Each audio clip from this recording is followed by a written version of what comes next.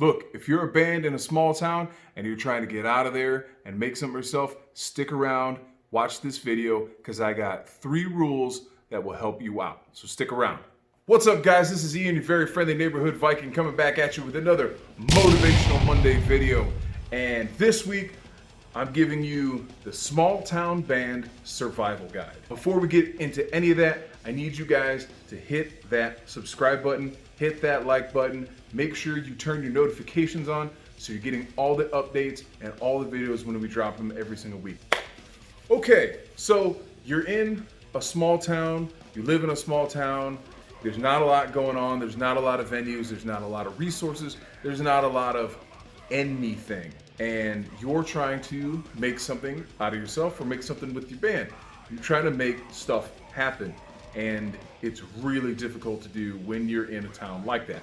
So what do? Let's give you my 3 things that you can do to help yourself get out of that small town and at least get you a little bit more recognition. Now, obviously, this video is kind of directed more at younger bands or new bands, or maybe you're not a new band, maybe you're just trying to branch out and you're looking for other ideas and you kind of just don't know where to go. This is for those kind of people. If you find value in this video, just at all, that's awesome. I'm just giving you my opinion on ways to help you and excel as much as you can. What you need to do is you need to find the closest bigger city that's to you. For us, the closest bigger city is Toledo. It's like about 45 minutes or so from where we live. That's kind of our second home. We've played there so many times. We know tons of people in the area. Find a good city that's close to you, the closest bigger city, and then literally just make it like your second home. It's gonna have to be. If you don't have the resources where you currently live, you need to go somewhere where they are. And if you don't wanna move or you can't move, that's okay. You need to be able to be within traveling distance of that town. It doesn't have to be a huge town, just at least a town that's bigger than yours and has a lot more resources. Now that you've got your city picked, what do?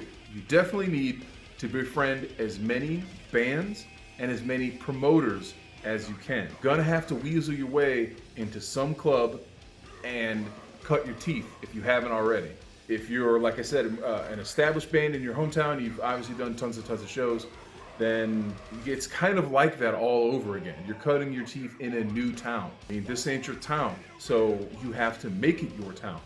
And I don't mean be a dick to anybody, I just mean like this has to become your regular stomping ground. We did that a lot in our early days in Lima, Ohio, it's a bigger city than ours. It's not a huge city, but it's bigger than ours.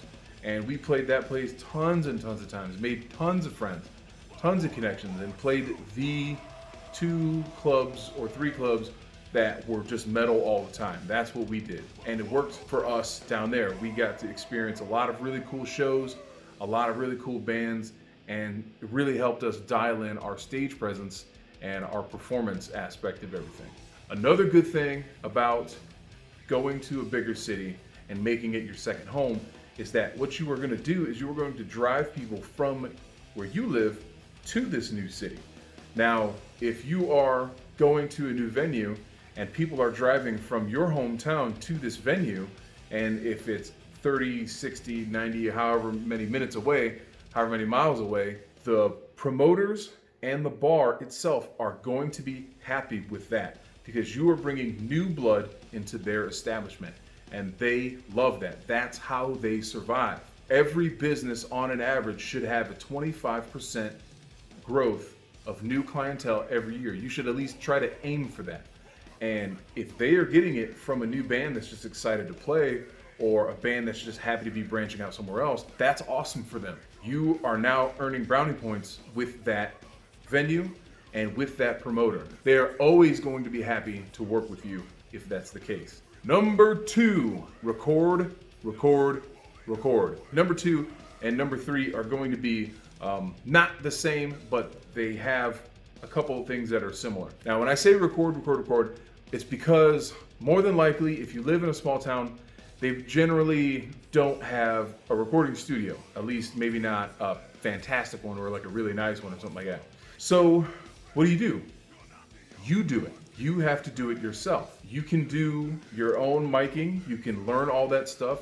You can do all of that. And that's great. That's a really awesome skill to have because it will always come in handy, especially if you go into a studio and maybe it's a studio that's not familiar with your style of music or whatever. If you have a specific preference on how to mic your amp or some subtle nuances of how you guys do things, then that's always good to have. Recording engineers have phenomenal knowledge, but they don't know you.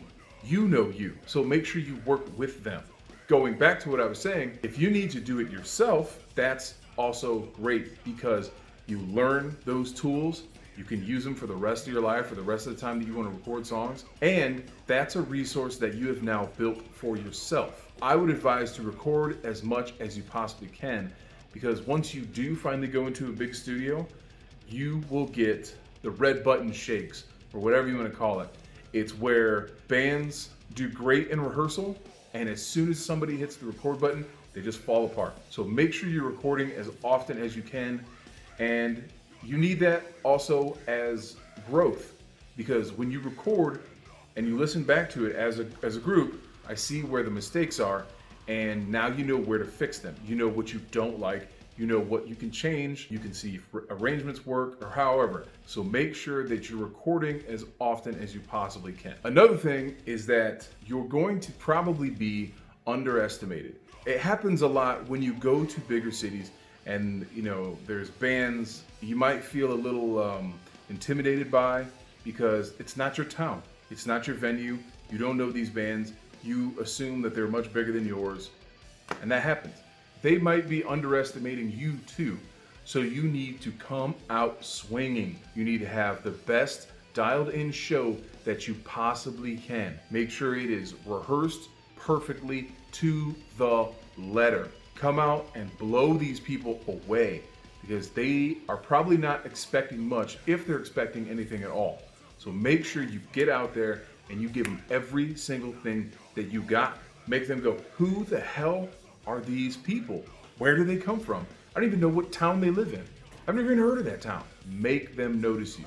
My third tip to your small town band survival guide is DIY. Now, kind of what I said before in the second one, this is kind of where you're going to be at. Since you are out of resources, you need to be able to do it yourself with recording, with booking, with promoting, with everything. So what I mean by all that is you kind of have to build your own scene in the town that you're in because you don't have any resources. There wasn't a scene there in the first place, or maybe there was and then now it's kind of dissipated.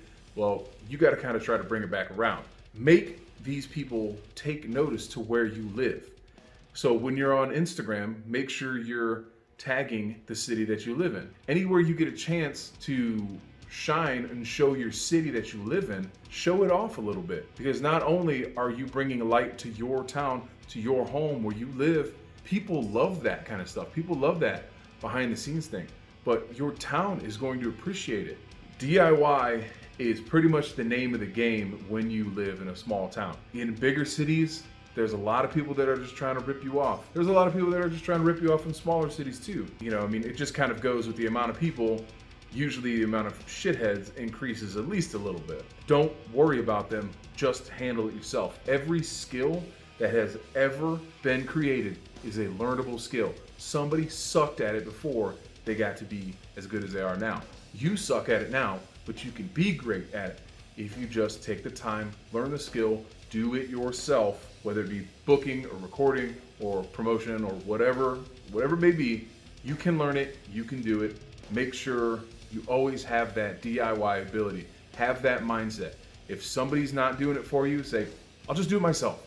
Doing everything DIY like that, man, they're all skills that you can use for the rest of your life. If at nothing, it at least builds people skills and for you to be good at public speaking. So there's my 3 rules of the small town band survival guide. I hope you guys liked them. I hope you guys learned a little bit from them. If you think I missed anything, make sure you leave it in the comments. I would be happy to talk with you about it.